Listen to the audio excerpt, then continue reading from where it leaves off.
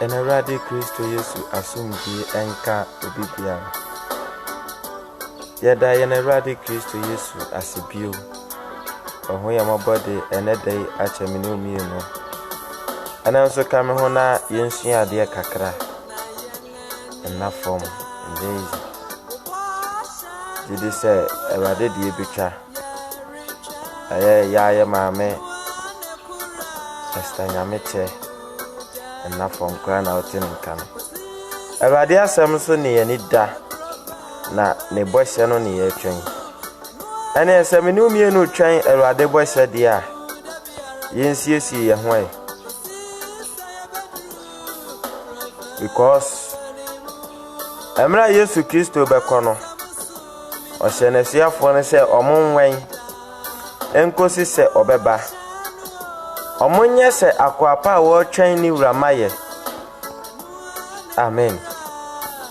Ti Erade asem so ana yenani da. Eno nkwa na sese ye ni da so. Sanse wiase adedudu nyina betwam sika aware betwam edan adwuma empeja asase animonyam nyina bayira. Amen. Oka Matthew 24 verse 37 na Matthew 24:35. Yesu said, "Oso ni asase betwam. Na mensem de entwamu da. Timene umienu, si epebibi de ayeye ni da so a,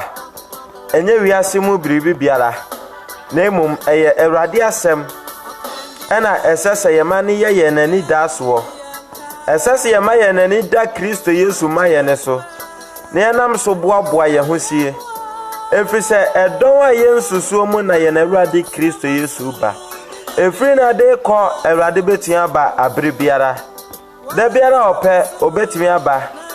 Timini umienu na sese ye boaboa ye ho.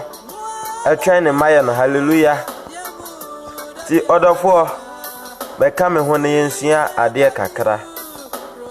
Maye ho kwan ma bribi biara distract ye.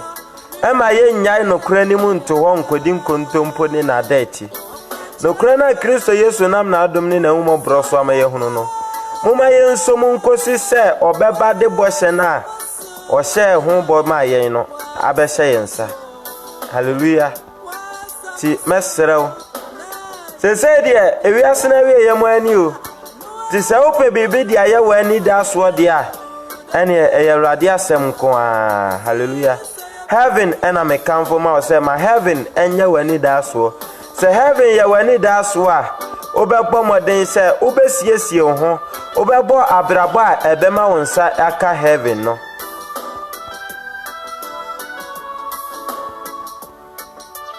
Ente Yesu beba ahombo ahiama menu mie no adofonum yemo aboa ye honsie se Kristo Yesu ede na aka menu mie no ho no.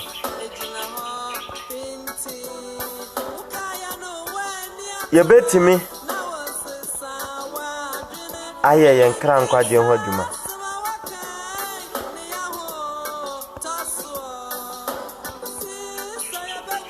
Kosisi abedru kronkron ni mo. Erade asem na ewose yema ye ni daso. Erade asem ena ewose yema ye ni daso. Kosisi ono ankasa beba be faye na ebo na wo hye ye no. Ode amaye. Ti mesrew enanso kame ho na yensua ade kakra. Sanse Yesu nyama yi. Ehiama menu mienu se adechie biara. Yetutu ye hofo ne yekasa kyerɛkyerɛ ye ho. Ne emu biara anwa ye mfiri Nyankopɔn ti asefo na dom ne ho. Anya so ama nipa nyansa. Emu adwuma ade Erade abufuo ba ye ho so. Anta Yesu baba mesrew. We are in the preparation time. Preparation hour. On etie no. Ahomboa bremu ne ye wono ntime srew. Ya mo aboa ye ho. Because Erade asem ena betu akura ye mu.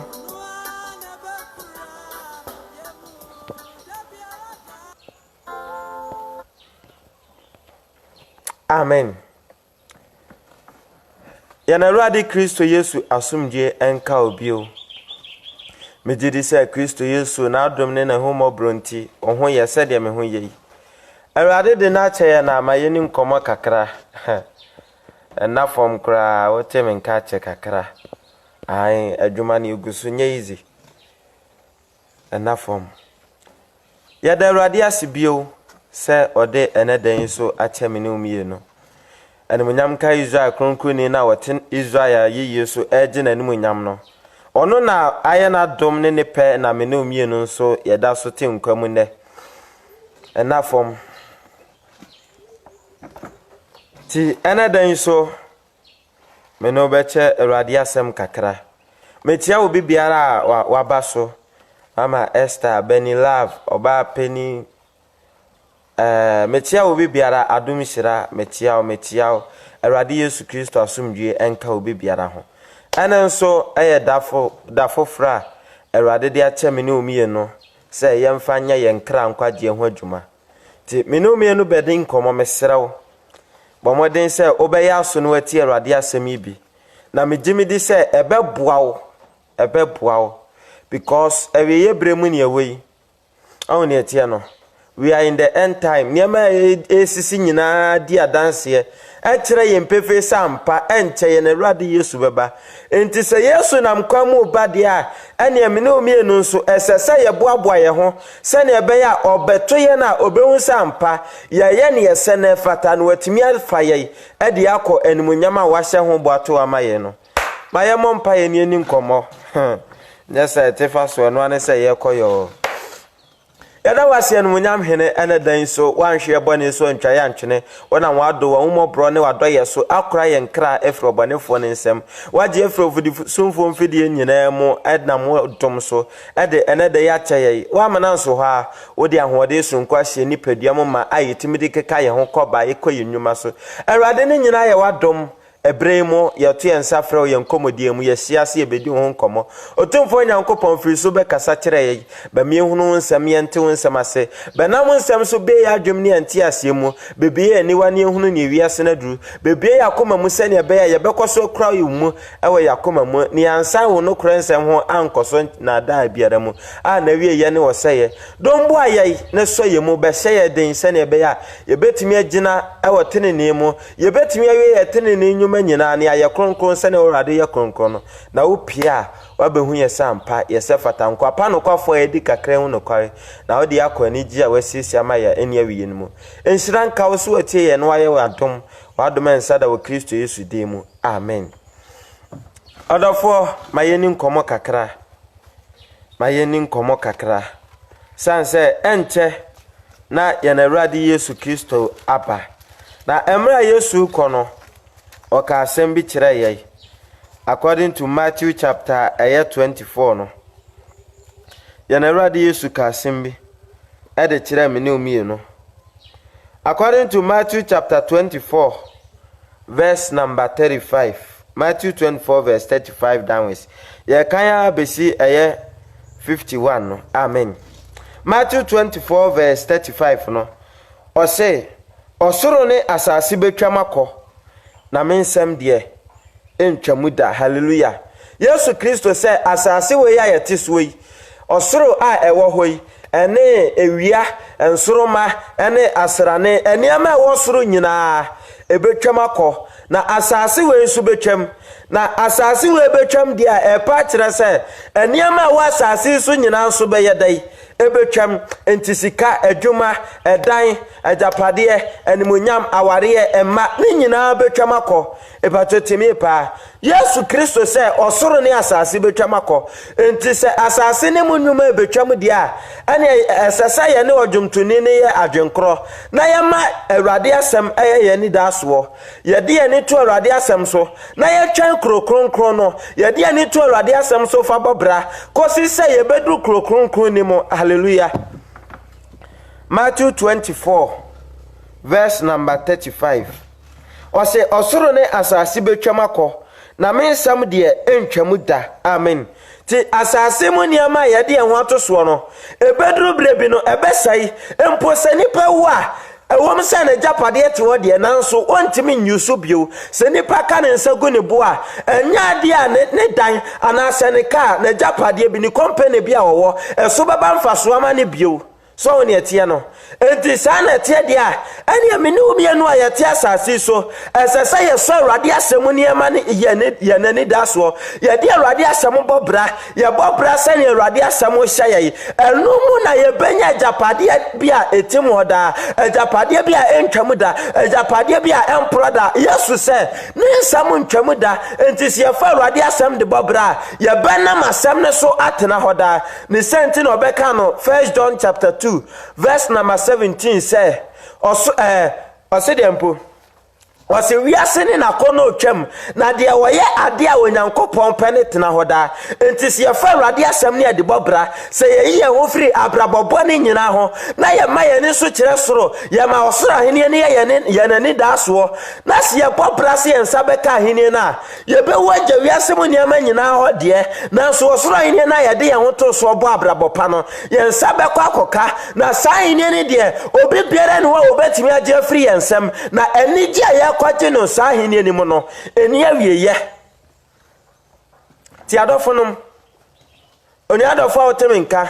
ye ready say da bi ba wo be waja ukunu ho eda bi ba wo be waja oyire ho eda bi ba wo be waja oma ho eda bi ba wo be waja ofie ho eda bi ba wo be waja oka ho eda bi ba wo be waja usika eda bank ho tiemie pa eda bi ba wo be waja de kura wasase so nyina ho na bisa wo se uja sa ne ma nyina ho a wasiesie japade bi wo soro na waboabo wo se ene ya o ka wo se go bu a ubenya gina bia pa bi onyankopon nsem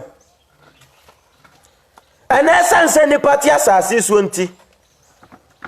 yama yene ne ko yasemo ne ma ho sensa ye ba ye kra nkwaje wadwuma sensa ye ba isa japade ama ye wosoro adofonum yesu se osoro ne asase betwam asase we ne na de dudu nyina ebesai ye becha hoda bi tidie na asase ye asase ye ma ye ne bra ye ho so ni ahwe se ye besiesie japade bi osoro ye ba ma osoro ahenie no ayeye na ni daso because okan Proverbs chapter 11 verse 7 na wose se oni paboni wu a na ni daso yira wan se wo mo ti asase so mo mfa awrade asam nya hwe o mo awrade asam so mfa so no ewiase mo sika dibre ane empeninia no mo de o mo ato so o mo japade no mo companies o mo wo ana o mo de o mo ani ato so but sai ni pakro ni wu no ja companies ni nyina ho a na ni daso ira oni ani daso bi abio because wan hwehwe Yesu Kristo tira kwan wan fa awrade asem amobra wan ma abrabo a ebema ne nsaka nyankopo ahenie no ne sentina sasa menumie no boaboa ye ho because every na ko Yesu Kristo betia ba at any time Yesu se woso ni asase betwam o na ne nsem de entwam da enti wona awrade asem so na wo bobra enti wo fa awrade asem na wo de tu anamon anase wato awrade asem atwene wo ti awrade asem wo bu ani guso anase wo bo moden sa wo de tu anamon temie pa woso ni asase betwam akọ na me nsem de entwam da wose na edane ni donko ne de obiara nnim eda Yesu de baba obiara ni mo ne senti na sasa menumie no free ne ya boaboa ya ho ye siesie ya ho se ne ba ya Kristo Yesu beto ya wa meto ye se ema de saifo o meto ye se ne boyefo na emu obeba beto ye se akronkronfo a ye kura enko asem ni mo ne ade osoro ine na ye na ni daso wasi adane ne donko ne de obiara nim oso abofo mpo nim obane mpo nim ade agane nkwa wasi na sede no wana ne ye no saa so na onipa ba ne babaye temi pa sede no abreso no waka epo da wuro che nipa se nipa mesa ya daka ni mu na awrade din suri besai ewiase nipa mfi no wa eye nipa sede no wa di few eye nipa sede no wa ni ene bribi ye Temia pa no wani juma pa bi dia wo so dia wo ha ne ho e bodawro e tie me de go masum san Awurade beton so ase wiase enti omo mesen adaka ne mu nipa mfa no wakokobo anya hwio na so bra nipa ya ho so no na nsuiri na be fa ya kwa wie Yesu se sade no wa bra so ye no wa na no sane ye no sai na wono Kristo Yesu ma ye no so ye no kro Yesu ma ye na pen ye bo nipa kokko nipa nsan fra dwamamomu nipa nya make up fitue nipa ja abosonsom nto nipa nya tarebone se nipa ntwe ye ho fre nkrofo kunu num ho ye nya abortion ye nya family planning se ye nya condom yusu ye nya contraceptives nipa ntehwe nipa se gubone so ne egusu dipone temie pa na mema adofo no mai sade no wabra so ye no sana Kristo Yesu ma yemu eye wasina sade no wanane ye no sanso na onipa ba ne babeye no kro sade no wabra so no watu nipa fo no waboda wo nipa fa nya hwe nipa ntie nipa hune asomfa so nipa di no wa ho fe ye koso de ye ne ya mema wade ye ne pa bia wasina sade no wanane ye no sanso no nipa ba ne babeye sade enna edin suiri na chi no sade na edin suiri ni mu no wodidi ya no no ye no oware no mema wade edikosi se no wasane adaka ni mu temia po abra no waboda urose nipa mese adaka ni mu na nipa di ye didi ni ye nom ye ma ware ni ye ware ye mfa no wa ho ye mfa oni ni no wa ka ye tese nipa bu ye ni agoso we are ignorant omo ya kosi se no wasan adaka ni mu na Yesu Kristo se na woma huno adikosi se ensuo be fa wonyina koye no saa na Yesu maye ne peye nyame madofo no mesra mo ate na wase boabo ye ho ebrem na wase frase ate ye ho ye jaya brabobo ni muto wo ewiase nyoma emfa ne mapama ya brabo mu enoma so ni mfaso enoma panim enkwase akeka adwamanyom esase ye twe ye ho firi saa ne ma ne ho moma ye siasie ye ho si o na si am wabwa ya ho na akonya Kristo Yesu di amaye no si am make good use of it ya dabi pa ye de nsabegu yeti na beka si ehunu ya nka na so sabre na de besiasie awie na me madofo no Yesu se de no wanane ye no saa na pensu aye se de nipa bi no moji ye ni ye enjoy wiase ye kwa jams ne clubs ahodo ye ji ye ni ye ya ho ne ye pe no saa na ekoso nipa mfanya mesompa ho ebi kura ni time aye de kotena so dem ye de abranyi na pesika wasina nipa hunu sensuo yi ensiri ba nipa hunu se no we ka nokre adikosi se ensuo be fa wo mo ensiri ni be fa wo sana Yesu maye na penso ya ka Awurade asam che nipa nsa kire ya dene ya mo abrabapa ya mfa Awurade asam nante ya nyi ya wonfiri wiase abrababo ni nyina ho ye binum sa godie ni edi binum mfa nya hwe omo hunu Awurade asam so mfa so de kosi se ye bewo wa ye bani makonta asam ado amani hunu mo sa na nipa bebre ni baba ya ho so ne unu se ye sa na adwensa kira ho hia ma ye sa na adwensa kira so won faso so bra ni party ase no ye mfa nyame so mpa nya hwe na me madofo no se ye mfiri na mwapo ya ho a edabi pa ye be kai ni ye besu eso bi ani awie ye be twaja jo bi a emfa ho ne de obaye usu ntimi nyew after death there is no repentance so wati no enya afai na okaka serade ma me kwa na me sesa me ho no apra ni party ase de ye ne po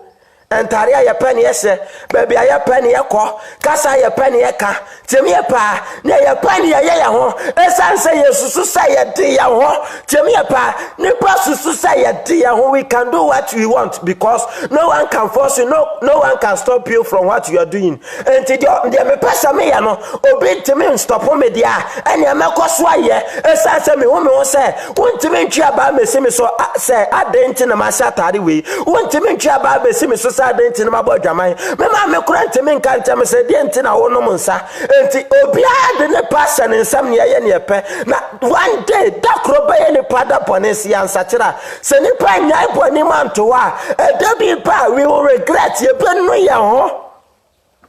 na me ma dofo no o me ye mo ye ho moden wate ye nya ye poni munto Temi pa sa wo jai boni ne moto wa ensai hwe sa wo jai make up situa ensai hwe ente wa ho ofeso for the sake of the kingdom of God o ana ya tete so adam ye ne yepe temi pa nipa ma rade nsesi form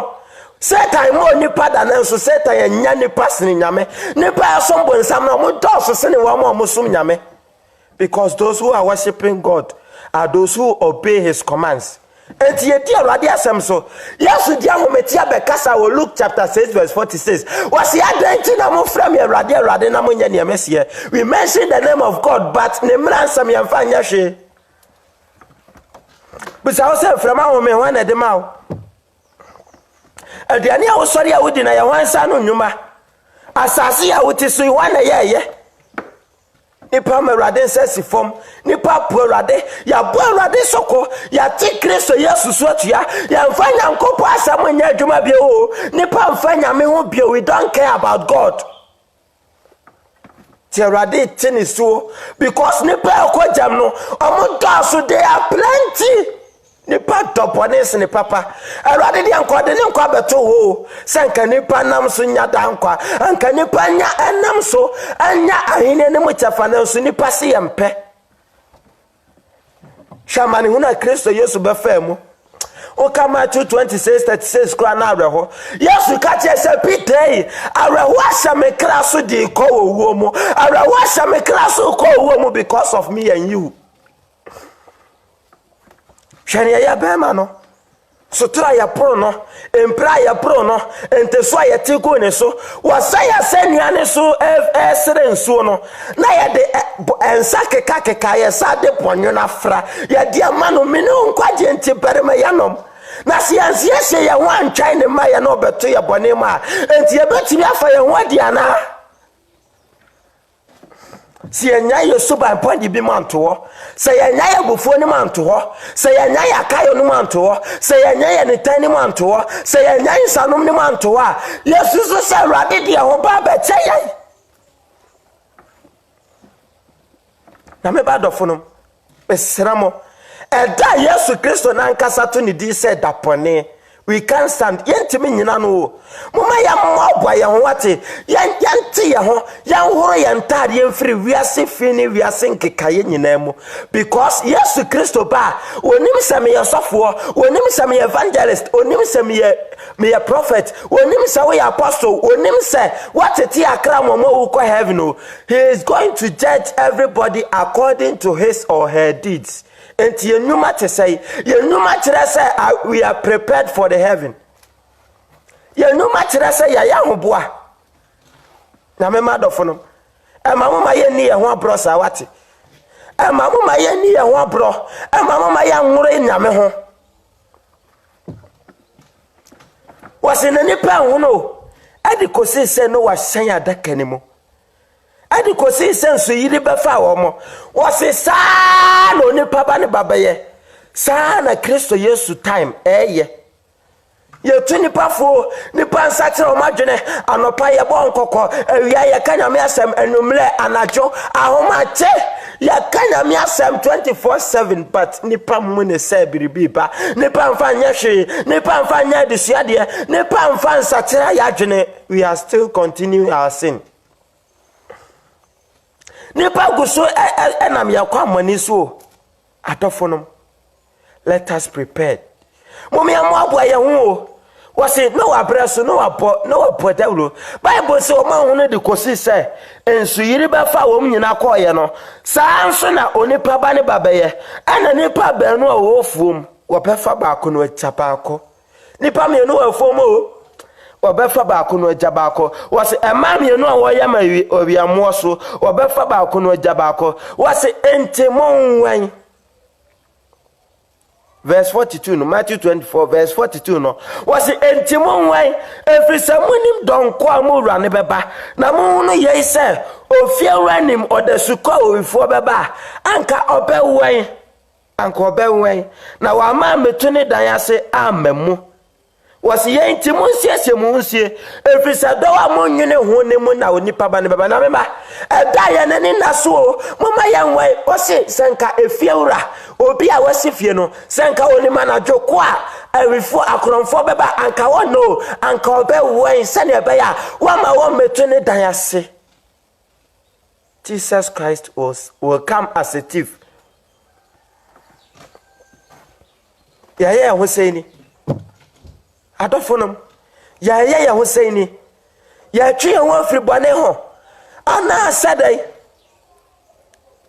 ase yenti munsie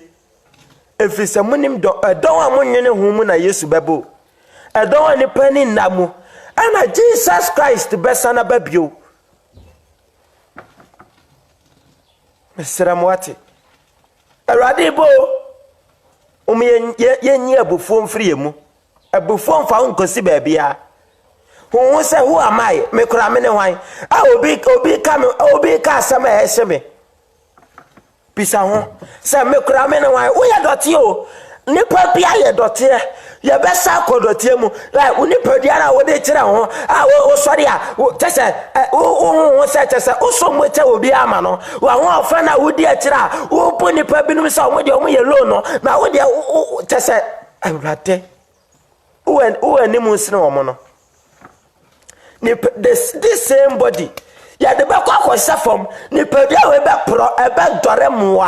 dore moa sade abo bi wu a ne funu dore moa no sa na oni pedia be ya emfote be dia sai no na it will turn back to soil, it will turn back to dust because nipa bia ya dotie me ne wan ya me tetere me ho me ne wan a me ma me ho me so me ne wan obi ka me ho asema ehye me dotie bi te se me sa na hu ho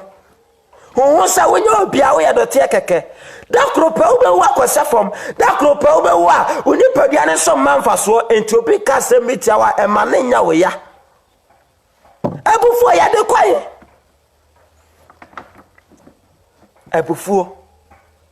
mesramo mom ya mo abua ya ho yansiesie ya ho ntwen Kristo Yesu maye no na enche Yesu besa na babio Yesu bo sa yansatira mfiri abrabo bani mu a yentime ne nko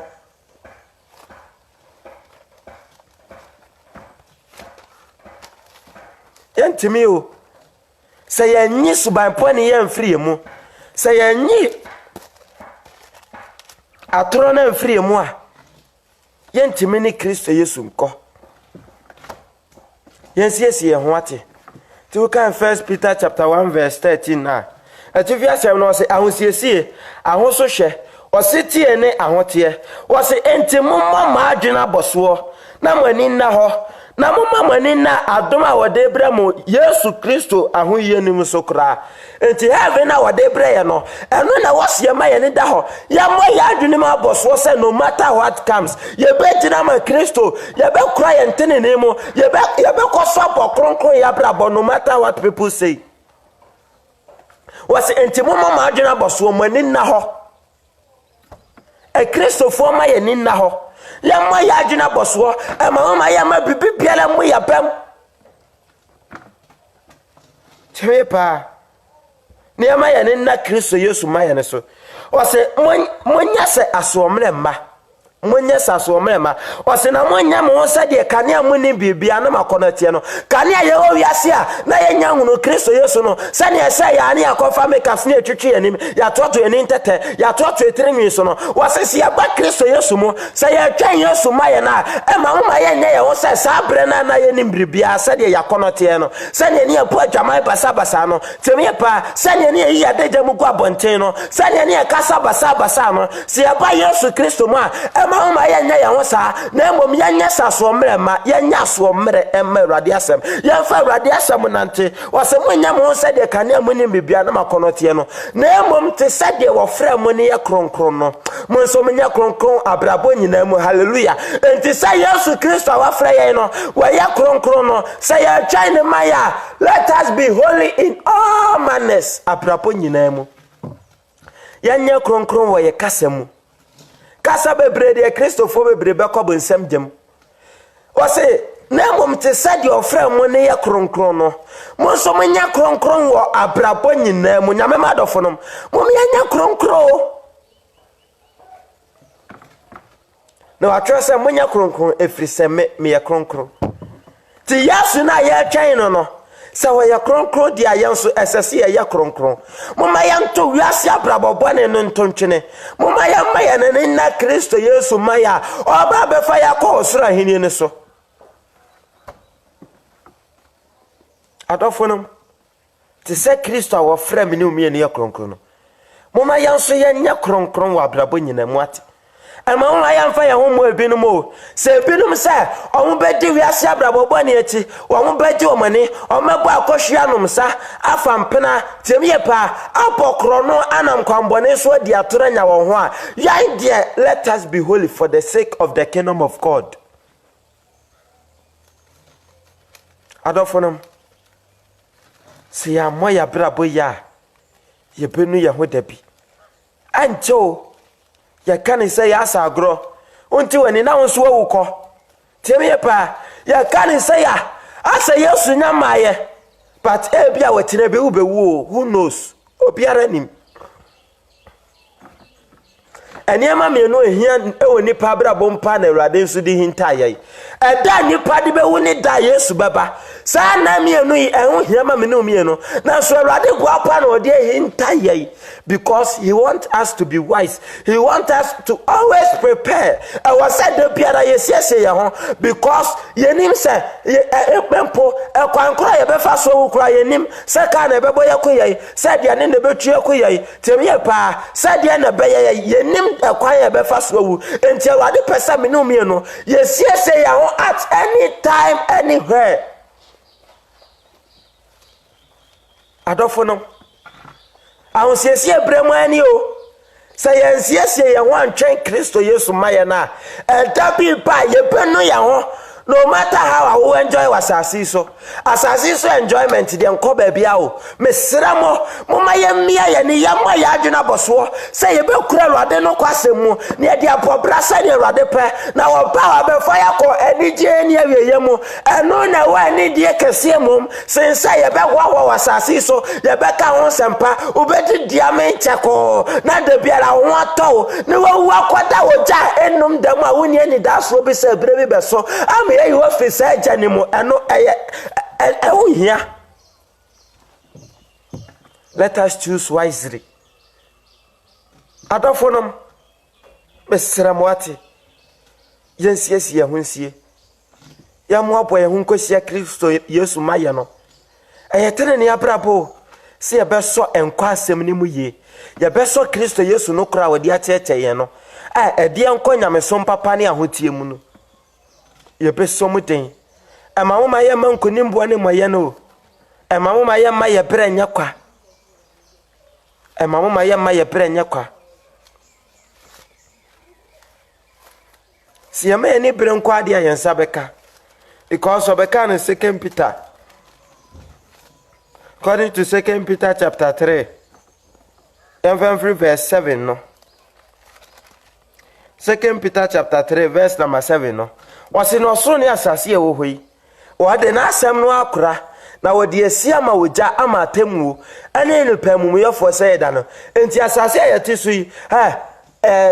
ye ko school ye science earth crust eno ne nam so yi ofri earth crust yi so a the next layer mantle eno yeja ofri mantle na okoko eno so yeja enti asase we edwa na eja nkwa na Awurade de note akata ni keke enti Yesu Kristo kase wo se wiase sesie ya he can do it to waso nya asase wo hoi wode na asem no akora na wode asase wo yesia ma woja ama temu ene ne pamumiyefo se yeda no na mema adofo no enye danara etemu da ne beso enye danara Kristo Yesu beba bebu ni patan enti let us prepare Osi adofo mma de ba ko yintamo se da ko Awurade se mfisia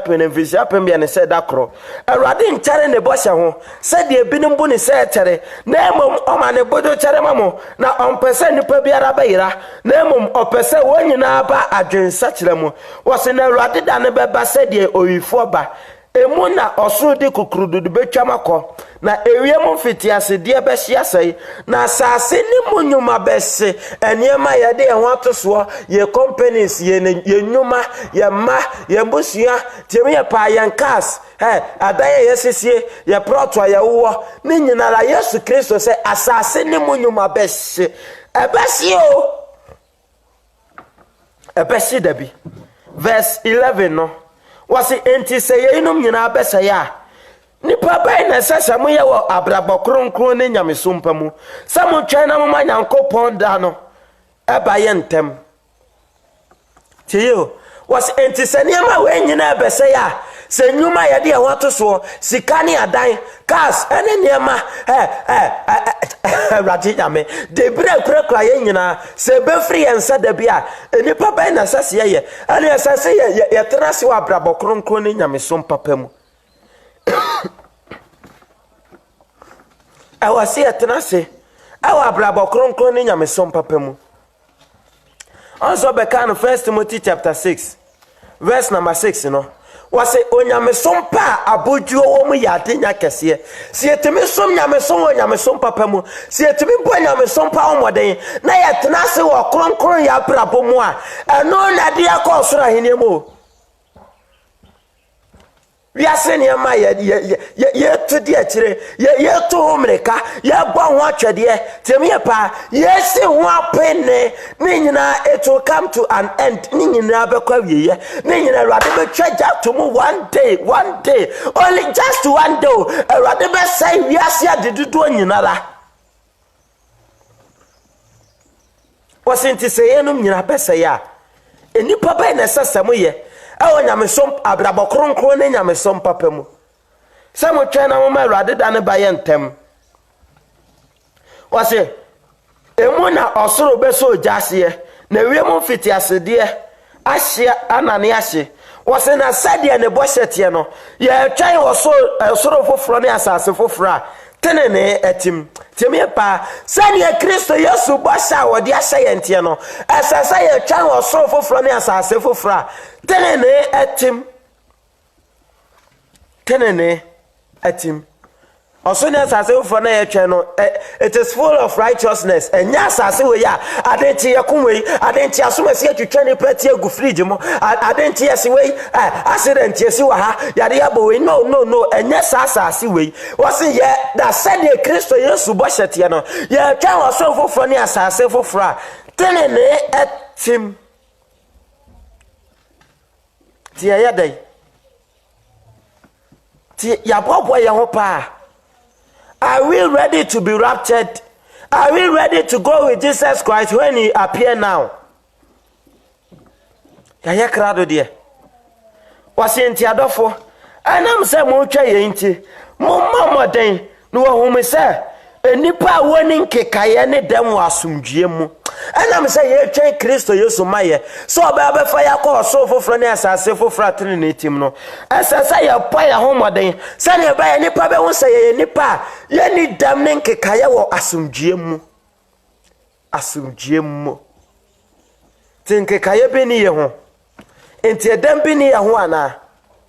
ene se bi wo ya ho de a mesramo moma yenye ye homework ye moma yensiese ye ho yenye fe nyina mfiri ye ho let us wash ourselves yen hore ye ho osemo momoden wo hu se enipa woni nkekaye ne dem e wa asomdue mu adofonom ente na Awurade Kristo Yesu beba wate let us be holy sane enyankopa ofre ye kronkron no me ne omienu nso asase ye konkron asase ye tie ho because okay Revelation 21 Revelation chapter 22 verse number 14 na okay send me ho Revelation 22 verse 14. Was enshirane wana wohoro wontade na wanya kwan akonkodi ane ho na wafo apono na no akokuro ni mu ti se me no mienu be horo ya ntade afiri wiase fie ho wiase nkekaya ho atoro konkonsa anibre ahoya pesame nkominya kusukusu anitan akayo empapa mu ne ho ne ya horo ya ho Kristo Yesu mutyemu a ye benya kwan akonko afakuro ni mu wasinshane wa na wohoro wontade na wanya kwaya fapono no akokuro ni mu adofonom ante Yesu babawate oka Revelation chapter 16 verse 15 na wase hwame baso wifo enshirane de owe no hwe ne ntade so na wanante adagam no ahunu na ne wo ente ntade a Kristo Yesu dia hye honhom fam no esese ye hwe ho so ye emamoma ye nwo ye ho fe. Let us not defile ourselves. Emamoma ye nwo ye ho fie wa Kristofo emamoma ye fa ye ho fre binom adwama momu pono hwe ye ntwe ye ho fre ho enomba sabasa tie mom ye ntwe ye ho fre ho kasa basa entokwako anitan atemdidie mom ye ma ye nyem fre ye life mu abufu apere anitan mom ye ntwe ye ho fre ho mom ye nyi ye ho fre wiase wose hwe me basa oifu enshirane de owe no hwe ne ntade so sani pakoro na wonante adejam no ahunu na ni wuo enshirane de wo nwen na wo hwe ne ntade yeso adofonom mesramo. Let us not defile ourselves. Emamoma yenya ye ho fi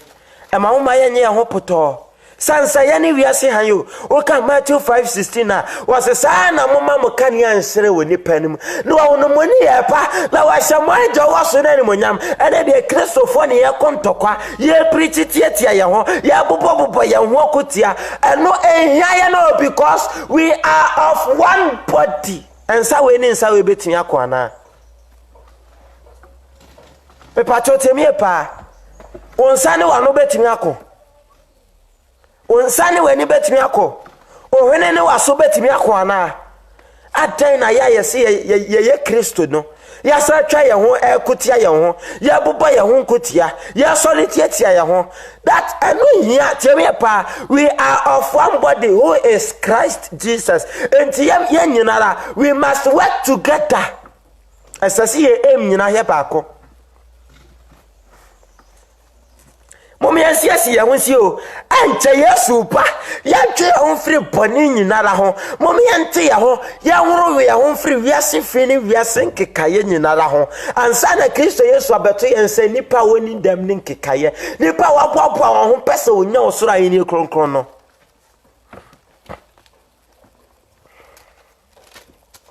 and to 2 Corinthians chapter 7 verse 1 na wase afei say what abo senti say what abo senti adofo moma ya horo ya ho firi honam ne honhom mu fin nyina ho na ya wie aho ye na ho tie onyankopon soro mu enam say ya twa osoro ahini na adofo no moma ya horo honam ne aniama egu ye nipadua ne ya honhom mu fin nyina ya horo ya ho firi ho ya ntwe ya ho firi ho sane ye be wie ya ho tie onyamesoro mu ye Kristofo ye hwenye we yo ene ya so de preach tietia ye ho ye didi ye ho atem ya bobo ye ho akotia which is useless, which is not necessary. Was essence ye was ra hine mu bosenti adofo nom moma ya hore ya ho firi honam ne honhom mu fi nyina ho na ya wie ye na ho tie onyankopon soro mu ya ntwe ya ho firi niam egu ya ho fi atem didie basa ntokako egu ya ho fi Chemie pa. Abrahu. Nene. Yesu ba no afa na Kristofobia ni abra wi asenyom e den wontija wo shatawale nyom ho wontija wo dadulumba nyom ho wontija wo kwabra nyom ho wontija wo kidine za nkrofo omaba omonto awrade adofonom esanse ye wo soro ani mu bosenti mum ya nwore yanyi ho firi ne ma egu ya ho fi nyina ho entade poni egu ya ho fi oba sha trousers egu ne ho fi makeup egu ne pa ho fi mum yanyi ya ho firi ho na adofonom esanse ye wo soro ani mu bɔhye no ema mama ye mpre wiase mu animonyam me taka se Kristofo ye nanimonyam ni asase wei so anya asase wei na Awurade de tua ye nka o anya asase wei na Awurade de hye ye mbo according to John chapter 14 verse number 1 downwards was it mama koma ntutu munye onyankopon ni na menso munye minni wasitira bepi o meja fie sente sanka makacha me se me kosiesie baabi amamo na se me kona me kosiesie baabi mamo me baabi o na ba be fama kro na de me wono monso ma ba ho enti Kristo Yesu o firi asase we so no se wo kwa kosiesie baabi amaye na cha se baabi a wo kosiesie no nya asase we so enso Kristo fo ye twe asase o manso den asase o manso a Kristo fo ma wiase japade a o manso edan ho manso ne Kristofo ani abra ye pre what they call him.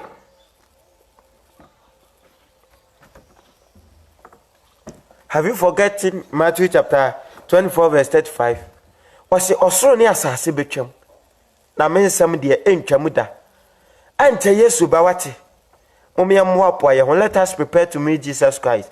momiansie ye ho nsie efisa ye nim da Yesu besana papio so obeba ne o so obeba chine o minim wonso nim obi biara nim empo angels of God obiara nim aso abofo mpo nim o chemi pa arade kasemi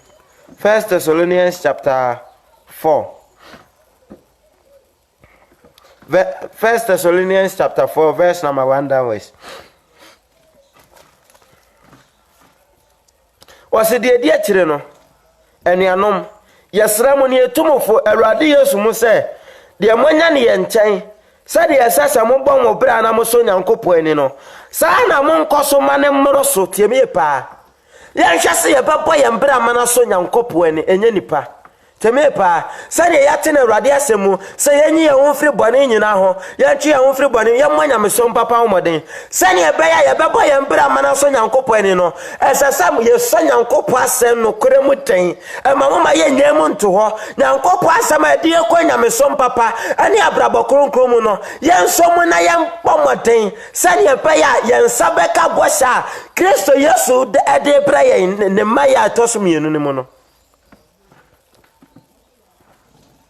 Osina munim kasa kwa ye nam Awurade Yesu so kasa kire mo osina ye ni de Nyankopɔn pe mahotie osi ye ni de Nyankopɔn po mahotie sa munye mo honfri adwamamom let us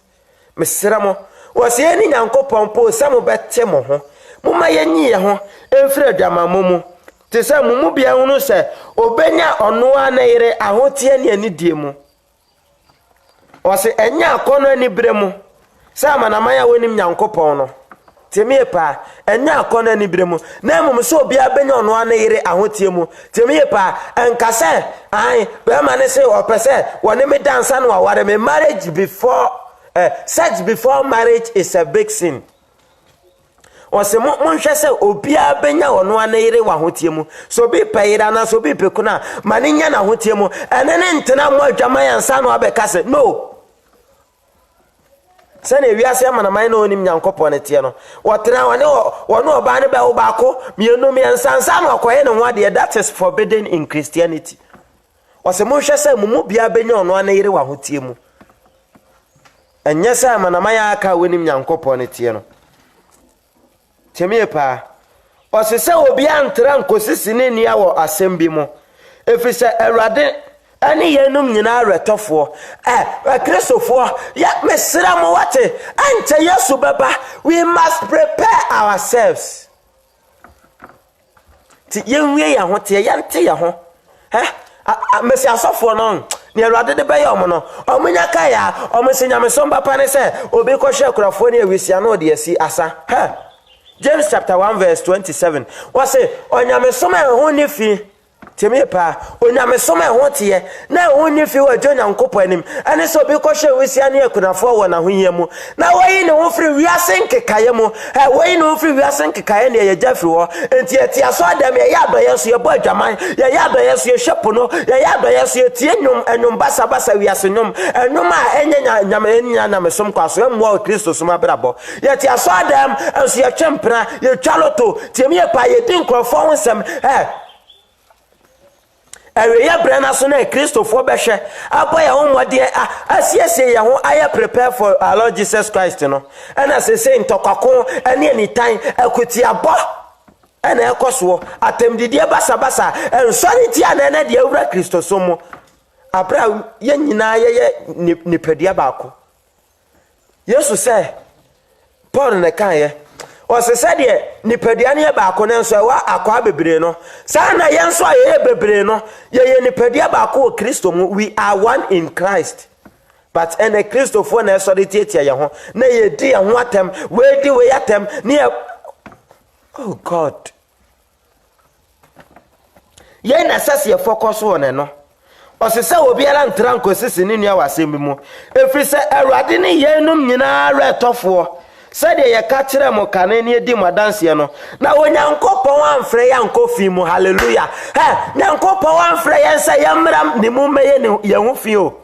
nyankopon amfre ya nsa yamfa ne din to ye ho so amfa mu dwaman amfa ntwimekas amfa shentare bone amfa niawo amfa nyiyin sentungu amfa nya ye ho se ne pa bi o no nyankopon amfre ya anko efi mu na ye nyankopon amfre ya nko ahotie mu hallelujah de ntia nyankopon amfre ya ne se ya mate ya ho because tama ye wo wiase no na ya boy mbra se ne pa bia na ye ye ho se ne pa bia abraba ye pa ne ebo kasa ye pa ne ka atare ye pa ne se ne ye pa bia ne ye ho na so nyankopon afre ya bani mu de nasem ya maye se ye na masam ne so nte ya ho ye nte ya ho firi abrabo fi na ye temu wo wiase no ti aba Kristo mu a esase ntokako ne ye firi mu ebufo ne yantontwene anita ne yantontwene adwamamo ne yantontwene chatato ne yantontwene ensanom na ya ayeye empratwe no aye enkosi dapai Kotesi yamete 1 Thessalonians chapter 4 verse number 7 wose na onyankopon amfre ya nkofi mu na emom ahotie mu oh na da na Kristofo yese gu ya ho fi adana ya yapa Yesu mu yese gu ya ho fi yese gu abrabo a egu ya ho fi ni mu yekuso na mema dofonom wose onyankopon amfre ya nkofi mu na emom nyankopon frɛ yɛn kɔ ahotie mu nyankopon frɛ yɛn kɔ ahotie mu anka Yesu mmeka no Matthew 4:17 sɛ mo nsakyera madwene die ntina Yesu sɛ mo nsakyera madwene wan sɛ Yesu bae no sɛ mo nsakyera madwene so ani na bɛn ti eniema na yɛde ani asi so wo wiase no na nkyira dwamammɔ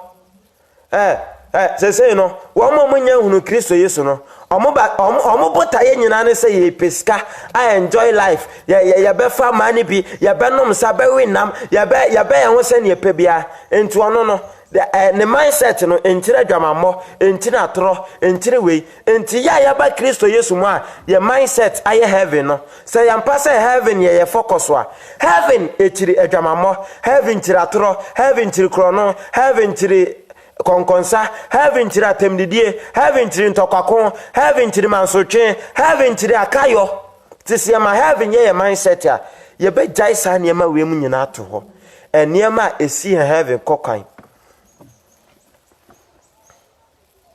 oso nyankopon frɛ yanko efimu na emom ahotie mu na mema dofonom mesere mo wate osenti de otie no enti onipa bi atua na emom onyankopon de ne ho nkonkron asem mu no ti se ye be ka Awurade asem no kwa kyerɛw na obeti atua de di atama enya yan na wo kasete ye no wo kasete nyankopon nam ne ho nkonkron so kasa kyerɛw no nkonkron nam ye mu di dwuma no ono na wo kasete ya no temi pa enti omo ye Awurade adwuma no kura mu pa no obi nka semuntia omoma bumfuda because after all se eka wono ne penko ade anka o megina onka enka ruade asemuntia ma unya kwan ni natemo ko tini baabi wo dene ho oye ne business papa bi apani sika but because of the word of God tina obenya asem bia opa bi aka kire no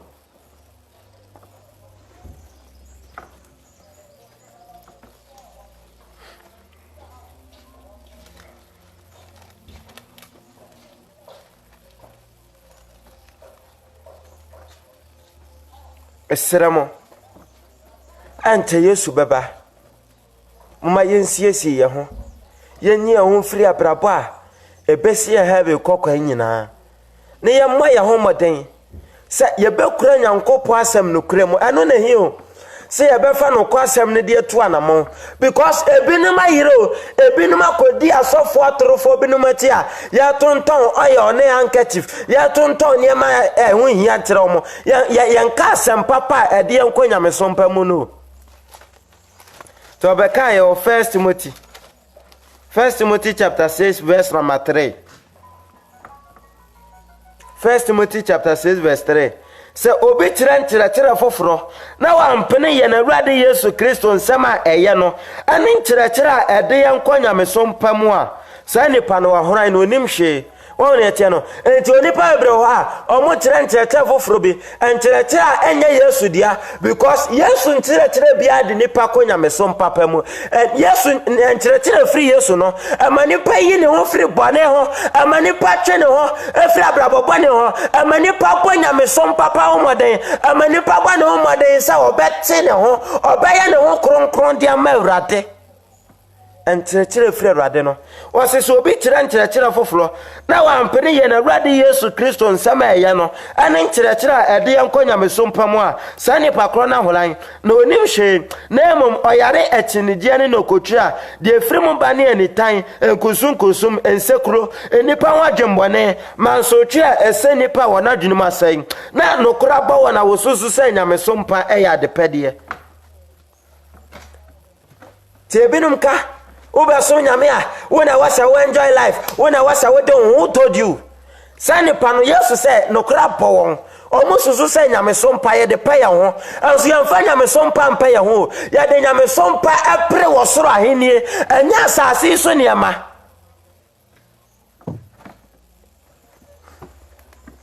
ti Kristo Yesu ncheche no ebemo ayi ho afiri bone ho eniema emwa heavenly journey no ebe condemn na ma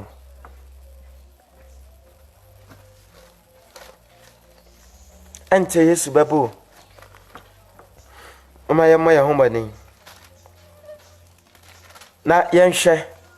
se yebema ya prabo so Awurade ani anu na hie se ya prabo be so Awurade ani so abrabo so Awurade ani asa emfa honi de nipa beka enye nipa na ebebu atan ti Awurade no ye temufo no ono na wasamini omienu hwe se yenuma ya prabo yane yeye beso nani yane yeye ebeso nani timisramo ahu siesie brem ne ewe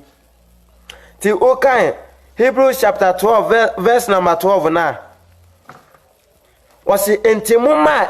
entimuma ensa emu ago ene nkotodwa ahojo emunya dinbio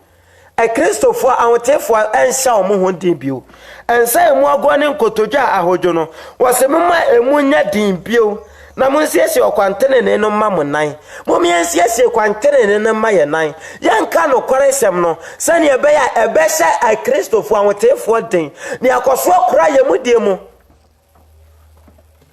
otu yemfo atifi asem no wose enije ojo ne owen ti se ye we ya twen Kristo Yesu maye no wose muma ensa emu ago ne nkotodwa ahojo ne munya din bio muma Kristofo yankeka ye ho ye nyamesum mu ye ma ya ho keka nkosoro ye ma ya ho nya de Awurade ne nitumi kase mu wose na monsiesie okwantene ne mamonan ya nhwese ye betutu ya na ye si kwantene ne so hallelujah wose na monsiesie kwantene ne no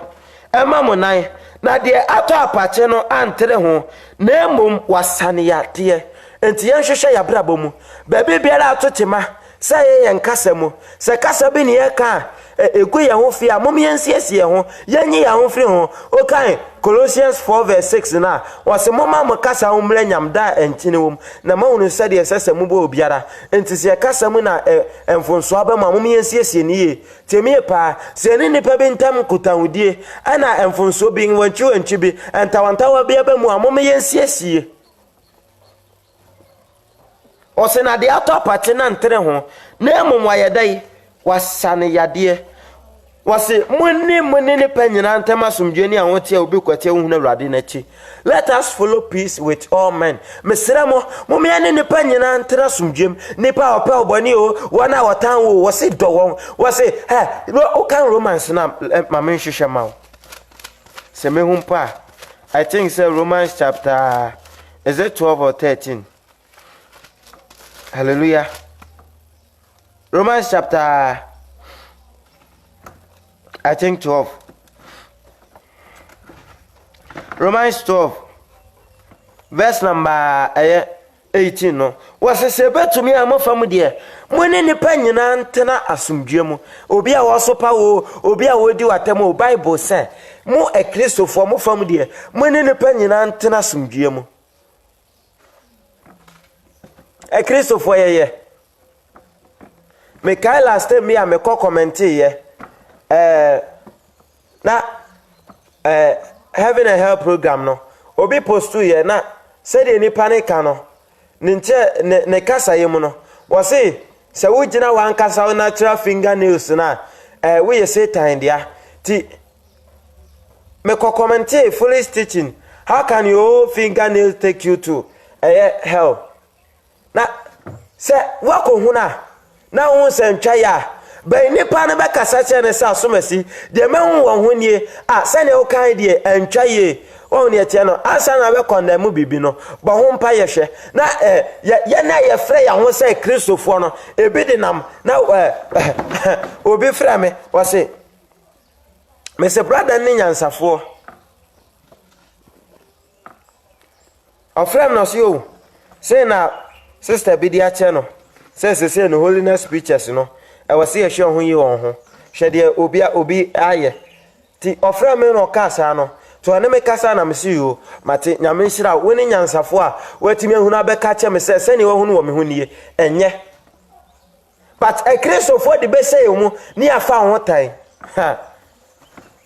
wase munni ne panyina ntama somdwe ane ahote a obi kwate wo hunu Awurade na chi anya wote yankwa no bi kwate wo hunu Awurade no eye nema mienu na okan ye wose munni nipa nyina ntama somdwe ni ahote sisa wa nteme ni nipa ntena somdwe wo de obi ho tan be se wo mu temi ye pa obi wo akojam hunu Awurade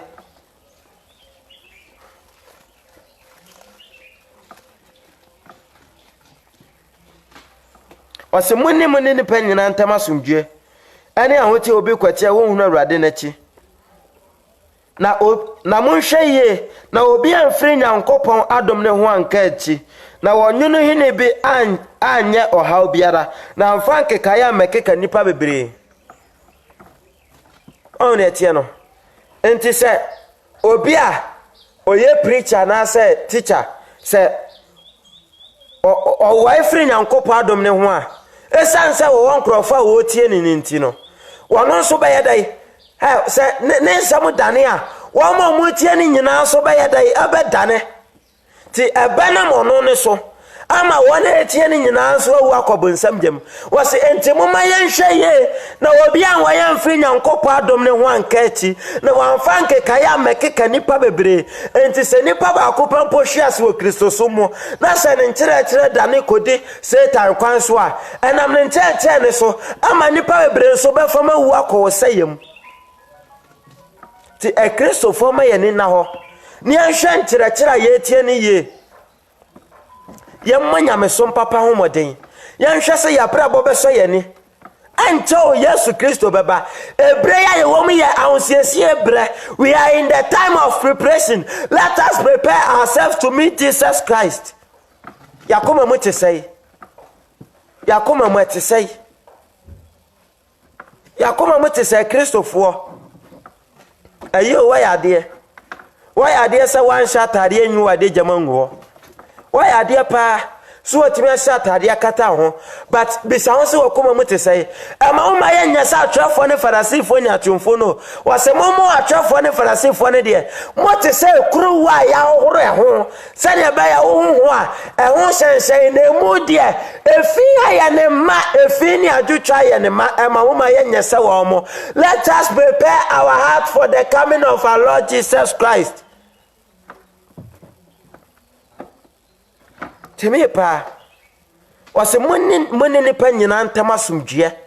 ene ahote a obi kwate a wo hunu Awurade nachi aya na ebi no ya mesere keke Awurade mu aye no anya sade a da Yesu baba eye bebre say yakọ heaven so ya yira kwan no ya mani afrikwantene ne so because ye mbesi won no kra no ye nam no kra no so na ebo ye mbra wo temi pa ye nam Kristo Yesu no kra nsama onam ne won konkon so fa asomafo ne edikanfo ne so tworo ma ye ne so ana ekọ heaven temi pa osimun hweye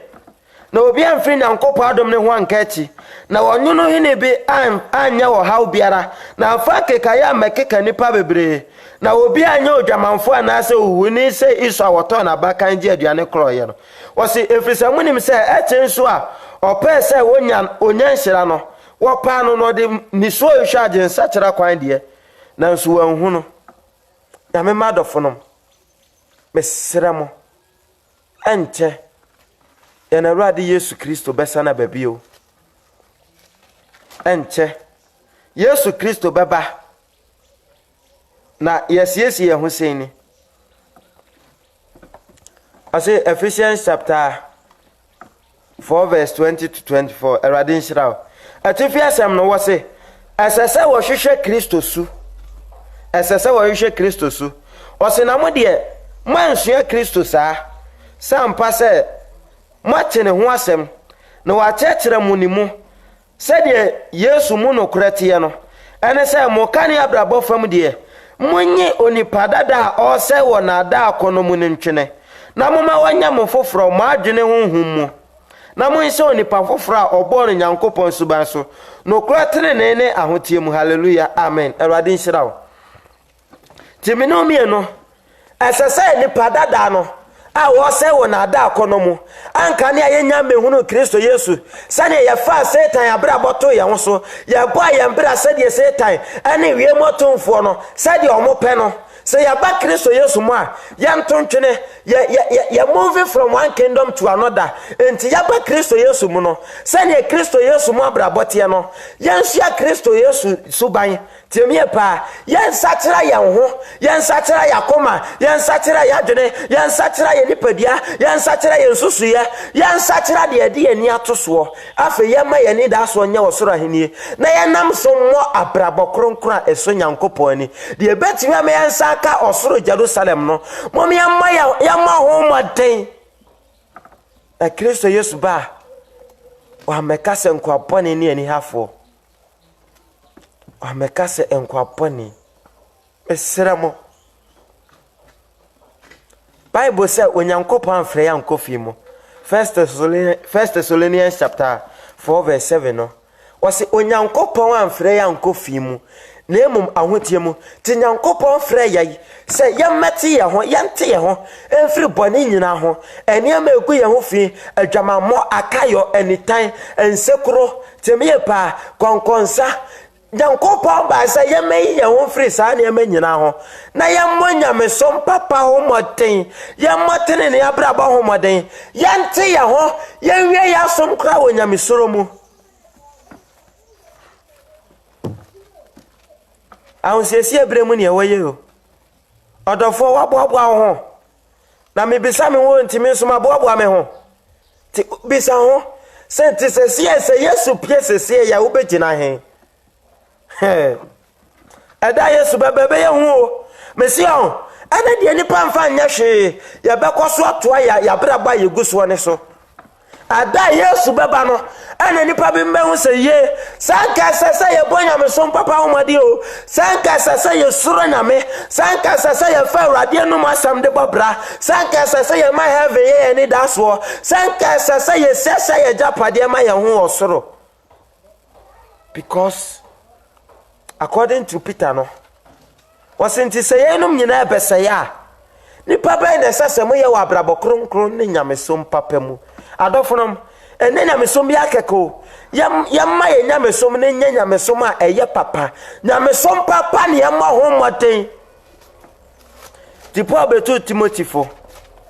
First Timothy chapter 6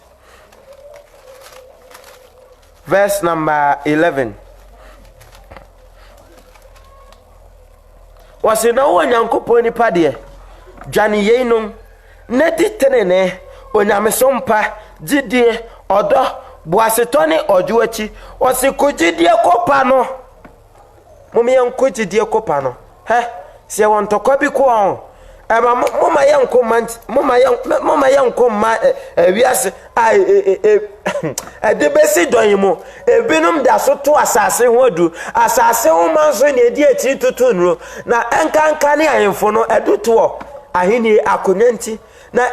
awrade say wako bi ko a eyagidie ni mokopa no na sase yako say ebeko yi ye nipadua ne ye nkra afri wiase bone so nyina mu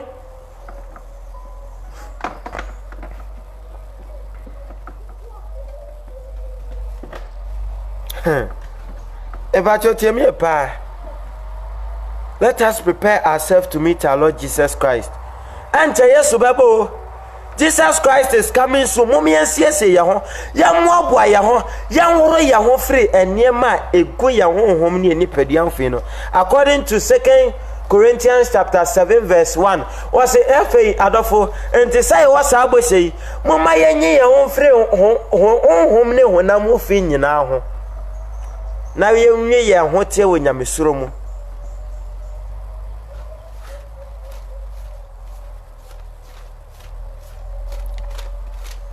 Send no address up a year, no.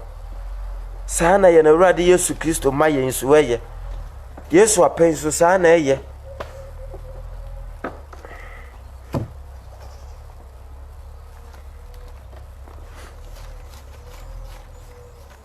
Bible say insane wona wo horo ontade na wanya kwan afapono na no akokoro ni mo. Wanya kwan afa akonkodi ane ho. Na mema doforum esremo ante ya na Awurade Yesu Kristo beba. Okay, Luke chapter 12 verse 15 na ose munhwe na munhwe mu ye wo pepe ho na nya woni pa dia wanyama na buso mu na ne nkwawo temie pa Awurade menam obi sika wo so nyino Awurade mefa odibira wo so nyewo Awurade megina wo sofo a wo ye so nyewo Awurade megina wo preaching so nyewo obegina wa brabo kronkron so wa brabo papa so ena ate wo nkwa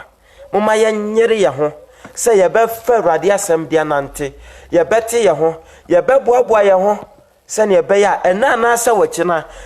da bi se Yesu bia. Let us be ready to meet Jesus Christ. He say no nema nyina di adanse se enche Yesu beba temi pa Awurade ma ya pen Awurade ma ye no apen ana de bia wonhu no but ebia wachina bi wona woko omo amowo no omo nsa mawu bie wo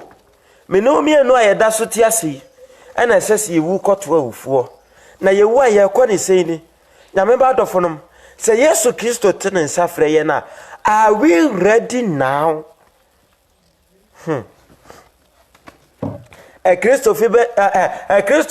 tena wa joku ebidi preaching be hwa ye ho, ebidi entare se be hwa ye ho, ebidi adoye be hwa ye ho, ebidi ensika be hwa ye ho, ebidi asori aye ko be hwa ye ho, agu adama abrabopone so wu akoseye mu.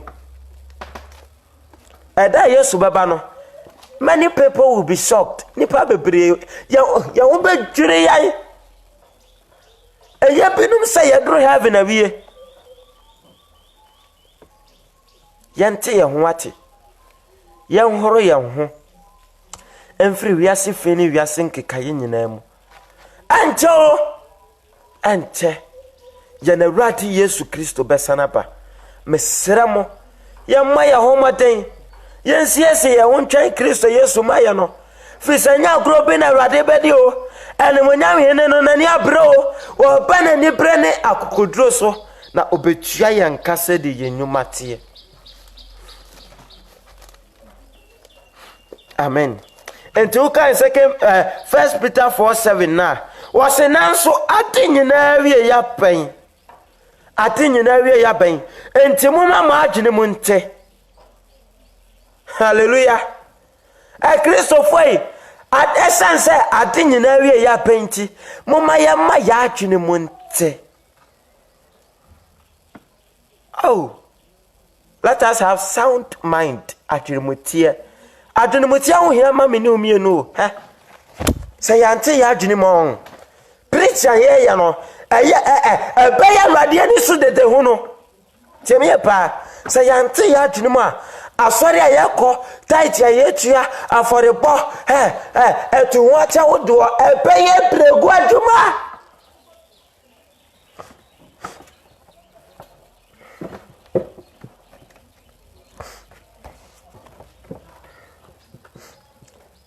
Nipa bebre wo epopo ni tie afoforo se epono na Awurade pese wuyi firi wadwene mu na wadwene ne mote.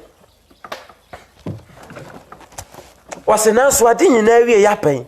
enti mumma ma adwene mu nte Kristofo yi mumma ya ma ya adwene mu nte wate ama mumma ya nwene bone bi amfo obi ho emu obi se de boyani o wani beto ho no nipa na obu ni se de boyani no bia wo be satira ko heaven na wo de na ne ho adwene bone ase otirima wo akobo nsam gem enya nwanwa on se sana Yesu ka che Farisifo no no mo dwen sa agrobe na Yesu die temie pa omo de omo atoso ye de enim Nyankopon mra wo ye ho ye ne Nyankopon asofo no Nyankopon asem no ye nim fritire kositire no mo nyem nnwuma temie pa no mo nyem nnwuma. So na etiano enti Yesu bekaye na omunyem nyuma omo na yebu omo se nyamanfo ne boyefo no temie pa me se watina bion omo be sakra yetene ne nyuma no uwanya wo de nyame ya wadom wo ti asem no kura asem no fa bobra keke no brofo so ana ubo obi we de boyeni ana we ti asori ayenka no kura omo ana we asori yetwime caps yes omotion somade master trousers ana we asori yentre pa meso wotena bi entre pa na wo watena ana de ni penny so no wo ya ho se ne ewudi so anso wundi so no wotena bi obesomu denden di abobra e de tu anamompa wo akọ heaven sana Yesu ya yo according to Matthew chapter 1 verse Matthew 21:28 no was na modwene ho sai was obarema bi wo mabanu na wo ko de odi kan wo se oba ene ko ya bebe mo bebe tre modwuma na obu ase wo wie owura na wanko yendi ene yaje atomo say we will practice the holiness of God no see practice ya ma ya dwi nyina akosi ntade hyaso ya sentare tente de enso yakoma munye ya satare tente de na so ya wadwemone fa afoforo ho ya tentan krofo ho yakoma mu. Is it holiness? Holiness starts from the heart na a manifeste apia bonten temie pa because Jesus said the ayama wa akoma ni mu na ebusuo enti se wakoma mutia ebekwa so atese obaja dempa nkwa obanam so a obayi ne yapadi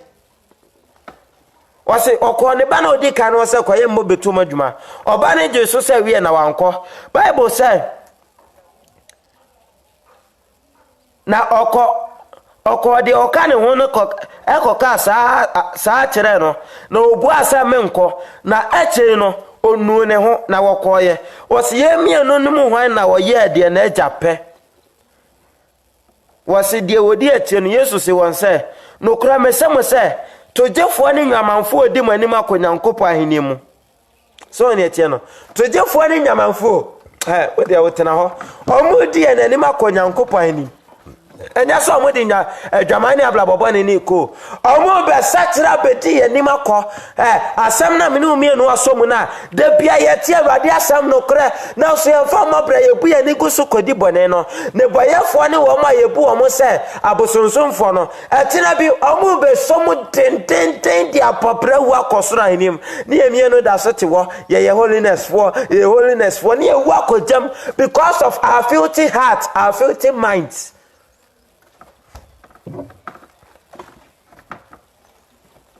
Epacho temasepa wasi adini na wie ya pen enti mama ma adwene mu nte adwene mu tie ho hio ti bisa ho sa wetu osese ai enti woni pobone fo bi ho enti wonwene bone fo bi ho ta Yesu beba no aye sa atemu no aye akodie bi wasi enti mama ma adwene mu nte na mwani na ho mampaibo wose ne titire no momfa odo a emu aden no dom ho efiri sapone odo kata boni pii so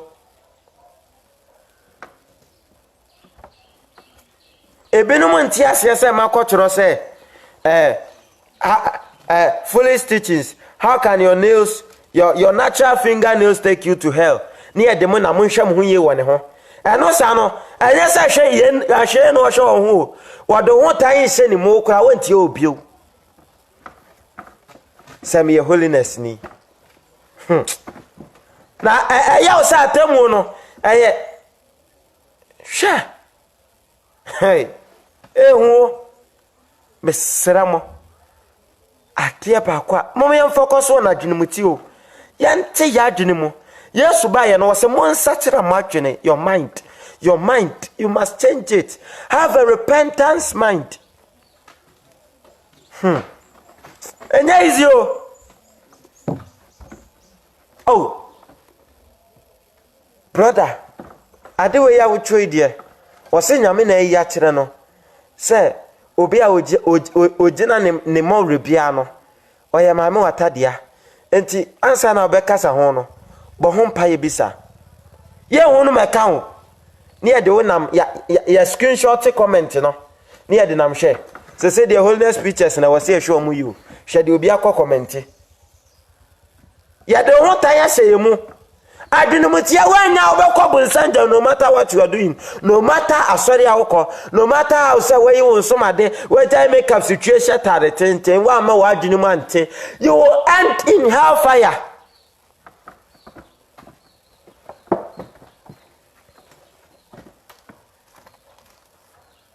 Tia dodo ye ho wase odo katamfo nsuo piso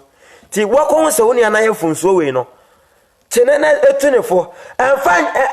enfan kona we de chirewe apasa omonso de no tambe said omumu ajese Kristo ni bi anya mistake ni de nenam ajese obi anya mistake ni de nenam ya de nipa ho tai sese yemu yesi ho se nyamesomfo na Yesu ni Judas Iscariot nenam na Yesu Kristo nim se Judas ye kromfo na so wan say Judas yan kire obi ada but ewie brema Kristofo na meba mi to fo se obi anyankopɔ mobrehu amana ye nokafo se moma yensiesie hunsie wose ne titire no momfa odo a emu aten no dom ho efiri se odo katamfo nsuo pii so se odo obi na wa hunse nipa na yade bi na enya ho Oba katane mfonso na waye ne so. No wakọ ne nchen kokoma kutu ne fo. Se ne be ya na ne beba ne ho so no correct ne mistake. Onfa ne ntene se hwede so masi aye enkondem no. Oh yes sir, you have no love.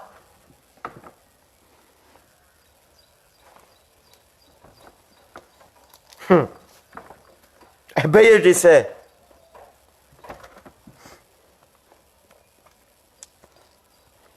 Beye je say we yanya radio say yes ya twan Yesu ti Yesu Kristo no ohun se woba because me no ode nani ato yen so no ode aye nani da so se nka yate ne nsamase no boni bi se yakoma ne ya adwene mu a esasa ye yitogo sene ye honam di ato agu no sana yakoma mu ne ya adwene mu dia no esasa ya ma ho adwuma no ya ma ne hia ya nkese mpo die nipa hu no our secret no die enta yakoma mu ne ya adwene mu no enu na esasa ye die ne ye den to sa ne manase anya sa ya braba ya kwa we work in vain.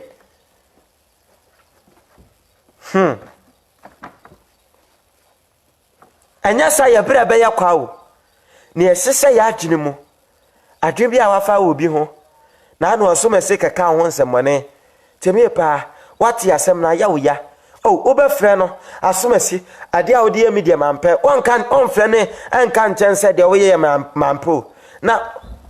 se me kosa kwesese metirim otina bi mehwe me ho ye wone ho enti wona ho nkasa ni pakro ne ho bio wona ona are we serious? Temi pa mesira momma ya mo aboya ho mese sane ya gbo moden ayi honam mu eniama nipa hona se egu ya ho fini ayi ato agu no saa na de sese ya adwem ni akoma mu no yemfa eni eden nya ho adwuma nyi saa na ma ntungu adwembone a yewo fa binom ho no Temi pa why are there so you unso ma dia to agu why are there so we jan makeup situe why are there so we jan tarebone ne se Temi pa na bisa won se ni tan na asoma se na wo de ne ho tan ase wakoma mu no eju ba temi dia duru heaven ho Temi pa ni pa na wa fa ne ho trimpopo ne no sa asoma se kra dia me mai no kra me mama na chese me fa ma no kra mto na asemu biu no Yesu ameyesa o mesi na Yesu ni Judas Iscariot ne nam na Yesu ni mse Judas o ya kronfo na so Judas ya mfre Peter nyina baabi wa mfre John wa mfre Judas antene sa so mesi ya kronfo de enti a woka se ankese sa oba ne koton aduham no na ode ma ye koma nyanka no enye se ode nyanka ho na emom opebia wia ne nti Yesu de bi Yesu anyesa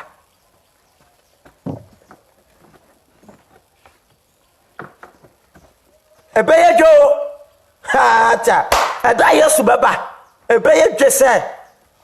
mesramo yamma ye nti yansesi ya wonsie adwenemutia ho hia ye no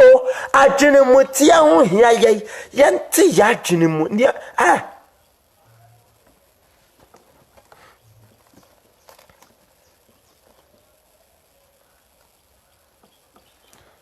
Temi pa wasini titire no Monfa oda emu odin no domo ho Kristofo yamfa oda emu odin no do ya ho efise odo katamfunsuo piso ana chese obi a ajese obi amfom ye de ne betene asomasi kura sa onye papa ajese obi anyamfomsuo bi o ye de ne betene aka ne wasem se onye papa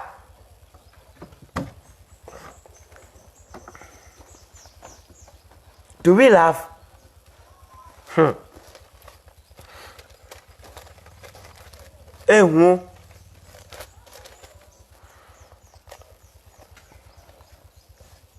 Adoforum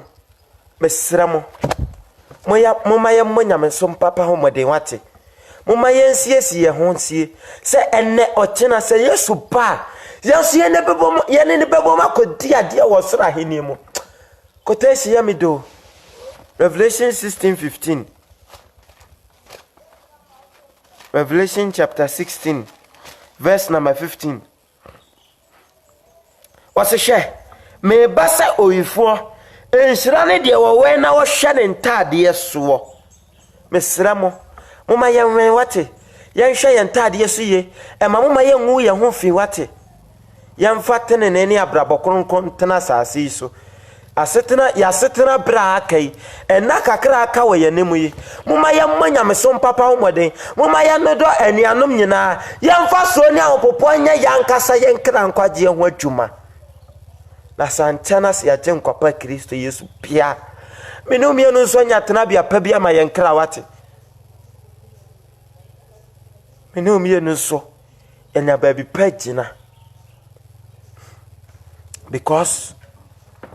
sani okai no wose osoro ne asase betwam na me awrade mensam die ntwam da tie de ho ato awrade asem so ene mom ye nsom ye mom ye nso no kwasem ni muten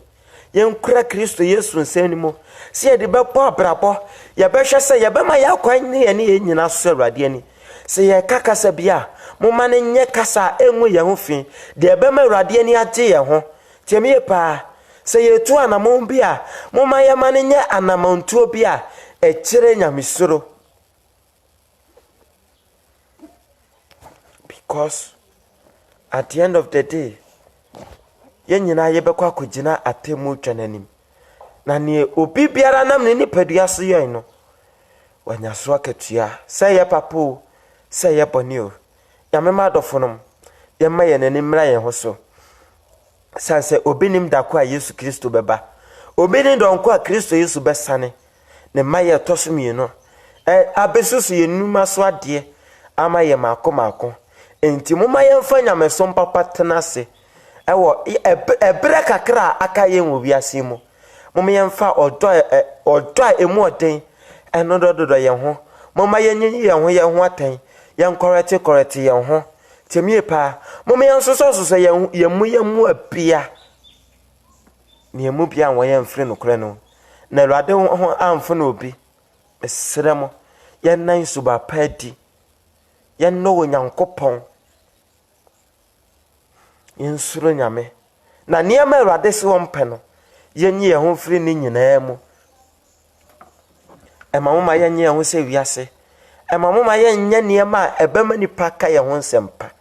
because Jesus said munue se nipa nyina kasa mo ho yi a ye beka ho nsemmone because of no kra wo pe we are not from this world because anke free wiase a anke wiase beto no ane dio ni sentena nipa ka akronkro fo ho nsemmone nipa ka Kristofo a omosom nyame wotene ne mu nsemmone ye beka ho nsemmone peneso na mane nye osoro aheni nti fani eten akugide kopa no because Jesus said if osubani Yohane ebreso Matthew 11 verse 12 o say if osubani Yohane ebreso besi ne osoro oye osoro aheni ni wadwuma ani is it ani eden so ani breso o say if osubani Yohane ebreso besi ne oye osoro aheni ni wade ani breso na de nani abre no ofa na ni eden so temisramo moma yemma ye ne nimre sane Peter ne ka no yemma ya adwene maboso no matter what ya nipa beka yansa nko suban pone ne mu bio yansa nko akoshibra ne mu bio yansa nko ye ho fi ye ho puto bio na emmom ye bekura nyamesom papa mu e de akodra wiye sane ye be ase Kristo Yesu pia yansa beka bosha ode ase yembo no mesremo adofonom ante Yesu baba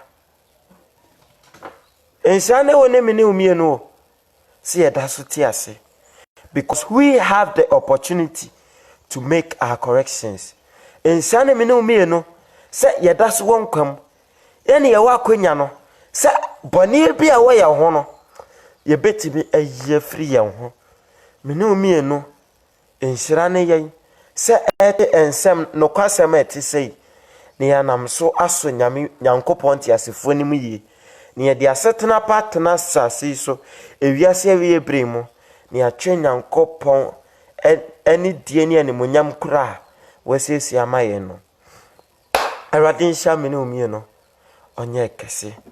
ne mese wo ye Nyankopɔn ne se onhyɛ ya hoɔden a yebetimi di enyum apa ne yetenene bɛkɔ awiye pa. Awurade nso ye mu na wo mo ayai.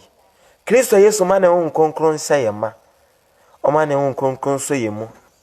Adofonom moma yenso Nyankopɔn mu yie. Yempam obonsam firi ye nkyɛn. Yenyi obonsam numa nyina ntungu. Timie pa. Satan japade no. Yemfa ni nyina ma no. Ne yenso Nyamesom pam yie. Yemmomoten se yebema Nyankopɔn mum akamfo ye. Yemmomoten ne yemmotene ne bra no. Se ne be ya yebeben Nyankopɔn. Na Nyamesuro ayema wo yakoma mu. Yente ye ho. Yama ya adwene mu nte. Se obi aye wade bia wo mpa mesrew. Ade abo amia no. Ehyemitiri mi se menye obi a me ye note keke. Me ye note, me te se note na ye tete aso asase so no. Eyema me se nipa betete ameso. Na me dia pere me nkwaje. Sinse mekwa akoso so na wie mi osu ni adutwa. Sa na wonso honi se wo ye dote Emma de obi kanya we ya emfa ne ho asemmone ne ho tan hye omu mesrew se nipa bia ya ade bi na se empa se yebetumi a yemman nipa ne yenko nipa ne nkyɛn ne yema ne hunu ne waye bia nipa no kra na ni maso se ne waye wi enya we ya yenko nipa ne nkyɛn yenkeka nkyɛn aso masi mesrew ade a waye me die nyame anim no kwani emmoa sane ebeya me no mie ne ye heaven mo ye nti mesrew me de achew efri na ekọ me de Awurade din srew hwe Kristo Yesu anim enye bio obeti wase oyinipa na so se onte wase eno nkire se tan no kosofa che no na kosutu ne fo se wonia kosi se na ni baba ne ho so na wadi soni awopopo aduane age ne kra mesrew obi aye wade bi obi aka se me wompe se obetumi aban nipa no se wontimi man nipa ne so a yinipa ne ho adwemmone ne nipa ne ho epobani firi mu na ne ntra ene ne nsere se onua ene ne nsere na mfa ne ho tan wo mu mesremo yemfa Nyameso papa ntenase Kristo nhyirawo onhyira me so se ya aso etieni nsem Nazareth ni Kristo Yesu dim. Amen. Ya bompaye. Ya da wase won konkre ne dan so. O de won nsem apre ye. Ne yesa o ne said ye di mo for fa che ye. Ba bibiara a won nsem ye di for. Awurade fa che ye ne ma ya hoden. Aye betimi di aye ye ho yi. Ye betimi di asiesi ye ho. Se ne be ya obetu ya. Obehu ye se nkwa no kofo ne nyansafo a. Ye ne ope. No abefa ya kwani je. Eni enim krom ye da wase so atie yen no aye nsa wa do men sadenti amen odofo ende wasi Kristo Yesu ya adoma da foforo e bedi nkomo Awurade nhyiraw na wonhyira men so na do men sadenti amen bye bye Awurade asomdue ene wontena eni wanim ni wachi wadi fini ofi bemo Mese Awurade se wonhye na obambo nkata so Kristo Yesu ma ne honhom ma wachidom Awurade Yesu Kristo ma ne honhom konkron mehye oma ahode a ode ma tetefo na otimi di ginaye ekodura wiye no Kristo Yesu mfa mawo onfa mame Mese Awurade se oma ne do no enhye me ne omienu akoma mu ma ne etimi adodo anuanom ne edi mobro no ene ayemhyehye akasa che ni panyina na wadane aba Awurade nkyɛn abeso Awurade mu ye na omonso enwa nkwada ninyade mu Awurade nka ye nyina ye ho na adom ensadenti amen.